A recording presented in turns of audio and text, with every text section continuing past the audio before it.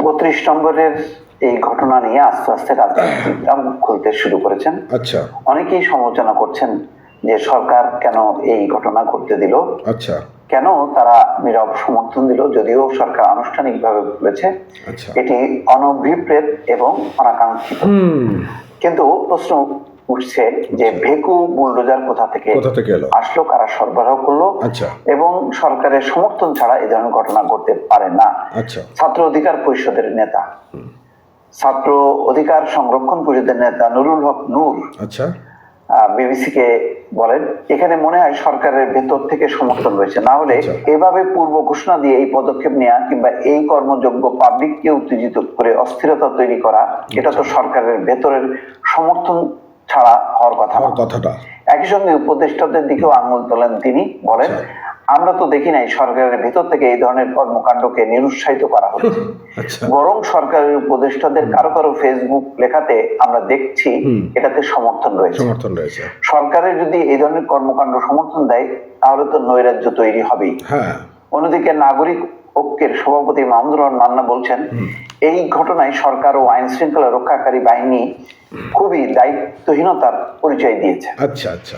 বিশেষ করে এই বুলডোজার কোথা থেকে এলো এমন প্রশ্ন তুলে তিনি বলেন, সরকার যদি এভাবে ইনভলভ হয়ে যায় সেটা খুবই দুঃখজনক এবং খুবই উদ্বেগের কারণ।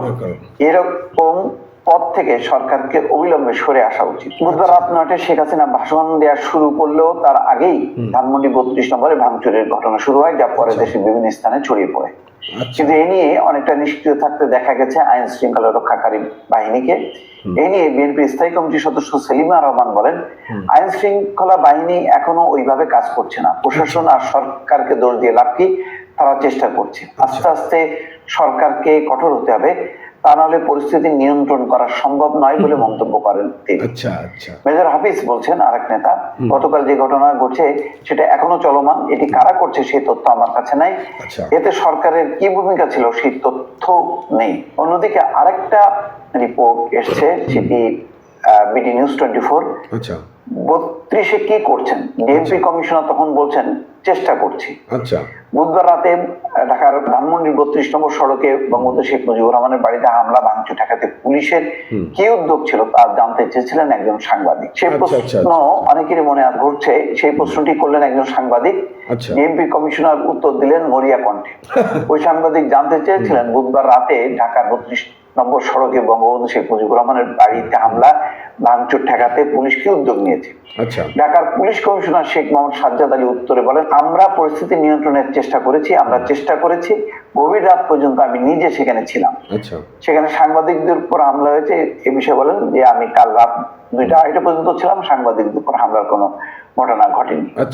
আগের রাতে বুলডোজার মিছিলে ঘোষণা দিয়ে 32 নম্বরে গিয়ে গুড়িয়ে দেওয়া হয় বঙ্গবন্ধু ভবন, তার মধ্যে 5 নম্বরে শেখ হাসিনার বাসভবন সুধা সদনও গুড়িয়ে দেওয়া হয়। যাই আইন শৃঙ্খলা রক্ষাকারী বাহিনী নিষ্ক্রিয় ছিল, চুপচাপ ছিল, হয়তো একটা সমর্থন ছিল, যে কারণে সেলিমা রহমান, মাহমুদুর রহমান মান্না, নুরুল হক নূর কিন্তু এই প্রশ্নগুলো তুলছেন যে এই সমর্থন ছাড়া বুলডোজার নিয়ে এই ধরনের ভবন 32 নম্বরের ভবন ঘোরানো সম্ভব না, অথবা সুধা সদনে আগুন দেওয়া সম্ভব না। ভালো থাকবেন, আল্লাহ হাফেজ।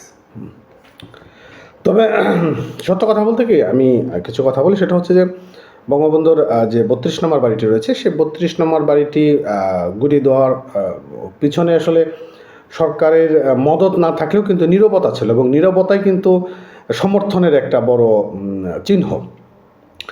আর 32 নম্বর বাড়ি গুড়িয়ে দেওয়ার পর পাকিস্তান থেকে একটা বিবৃতি আসছে, পাকিস্তান অনেক খুশি হয়েছে। তারা বলেছে যে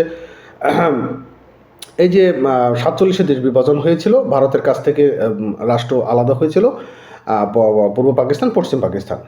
তো এখন আমাদের এই যে একটা খণ্ডের মধ্যে আমরা ছিলাম, তো আমাদেরকে পাকিস্তান থেকে আলাদা করেছে, 32 নম্বর বাড়িতে বসে ষড়যন্ত্র করেছে ভারত, এবং বঙ্গবন্ধু ষড়যন্ত্র করে পাকিস্তান থেকে আলাদা করেছে, এরকম একটি বিবৃতি পাকিস্তানের পক্ষ থেকে দেওয়া হয়েছে। তো এখন হচ্ছে যে এই যে বিবৃতিটা দেওয়া হয়েছে পাকিস্তানের পক্ষ থেকে, স্বাধীনতা সংগ্রামের ডাকটা কখন আসলো? যখন দেশের মানুষের উপর নিপীড়িত চালাতে শুরু করলো, মানুষের উপর অত্যাচার শুরু করলো, মানুষের মৌলিক অধিকার কেড়ে নেওয়া শুরু করলো, তখনই এই পাকিস্তানের হাত থেকে রক্ষা পাওয়ার জন্য সাধারণ মানুষ রাস্তায় নেমেছিল, অনেক প্রাণ হারিয়েছে, অনেক সম্মান হারিয়েছে, অনেক বেইজ্জতি হয়েছে, অনেক নারীরা তাদের সম্ভ্রম হারিয়েছে। কিন্তু এই কথাটা তো তারা বলছে না, এবং এটাকে বাংলাদেশের অনেক মানে মানুষ রয়েছে, মানে এই যে জেনের কিছু ছেলেমেয়েরা রয়েছে যারা এটাকে ব্যাপকভাবে সমর্থন জানিয়েছে। হ্যাঁ হ্যাঁ হ্যাঁ ঠিকই বলছে, পাকিস্তান ঠিকই বলছে। কিন্তু মূলত আসলে কেন পাকিস্তানের বিরুদ্ধে বাংলাদেশের মানুষ ওই সময় সোচ্চার হয়েছিল, এটি নিয়ে কিন্তু আসলে সে বিবৃতি আসে নাই, বা এই প্রজন্ম সেটি নিয়ে কথাও বলেনি। এখন যাই হোক, মূলত 32 নম্বর বাড়ি যে ধ্বংস করা হয়েছে এর পিছনে সরকারের মদত না থাকলেও নীরবতাটা ছিল, এটি হচ্ছে সব থেকে বড় ব্যাপার। ভালো থাকে।